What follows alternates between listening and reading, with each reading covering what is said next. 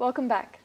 Joining me in the studio is Nova Wilks, an international disaster and crisis response manager with the Australian Red Cross.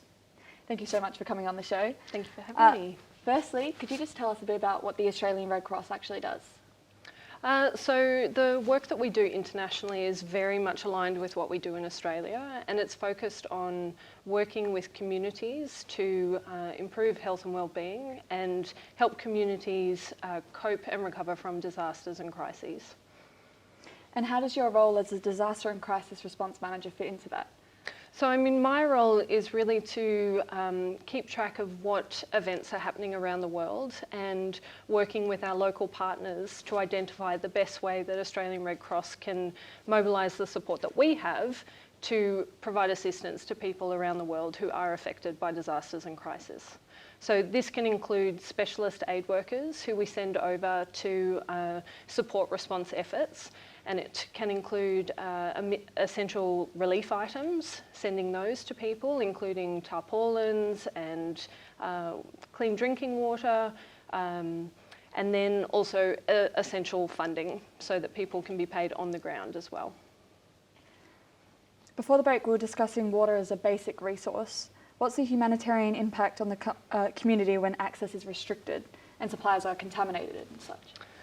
Water is such an essential resource, and when people don't have access to clean, safe drinking water for whichever reason, whether it's contaminated or otherwise damaged or destroyed, this obviously has a huge impact on the community. And so that's why it's a number one priority of any humanitarian assistance that's provided. So really it's about looking at the best option to try and enable people to have access to that essential resource again. How does the lack of safe drinking water contribute to the crisis in Yemen? Yemen's such a complicated situation, and I think water is just one aspect of what's creating the difficulties for civilians on the ground there. We've had 2 years of constant conflict, and this has meant that many people don't have access to water, whether it's because infrastructure has been damaged or water is being contaminated. But also we're looking at a country where only 45% of health facilities are functioning. And so it's created the perfect storm where situations like the cholera outbreak, which we're seeing now, can develop. And the cholera outbreak in Yemen is catastrophic. It's the largest that the world's ever seen, and there have been more than 500,000 cases that have been recorded to date. Wow. So how do you get resources in an environment like that? It can be challenging. Access is a continuing issue in Yemen, and one of our key considerations is making sure that civilian populations are protected from hostilities, but also making sure that the Red Cross and Red Crescent aid workers that are on the ground are also safe while they're providing this essential assistance. In the long term, how can the humanitarian impact of the conflict such as Yemen be reduced or eased? The humanitarian impact, there's sort of a multi-pronged approach that's needed, which is meeting the immediate essential needs of people now.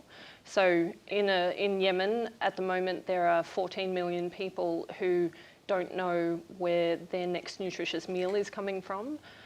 There's the same number of people that don't have access to an adequate supply of clean water. So you need to meet those needs, but then also look at longer term solutions. And that involves repairing damaged infrastructure and assets like water and sanitation structures. So it very much needs an immediate focus as well as a longer term view. So what could the Red Cross do with more resources?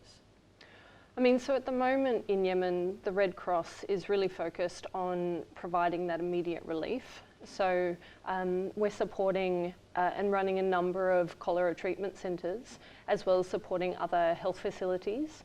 And so at the moment, 1 out of every 5 cholera cases is being treated by a Red Cross supported health facility.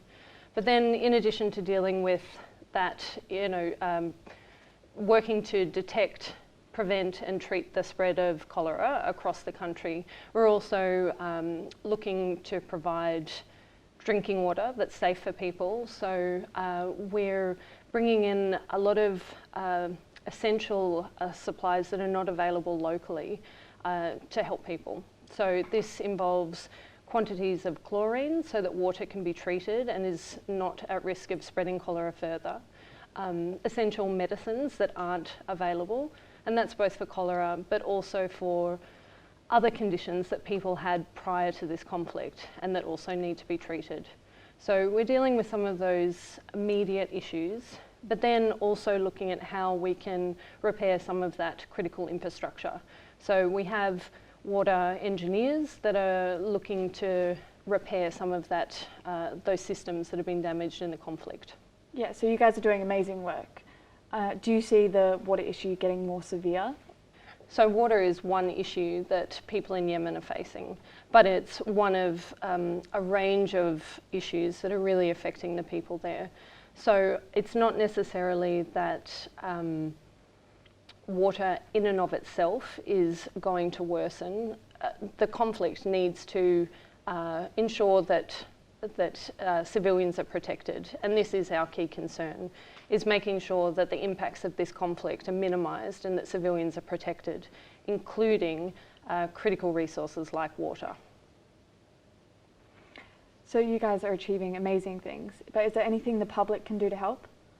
So anyone who would like to support the work of the Red Cross and Red Crescent movement can donate to our Yemen Crisis Appeal, which can be found at the ICRC website. So people can search www.icrc.org,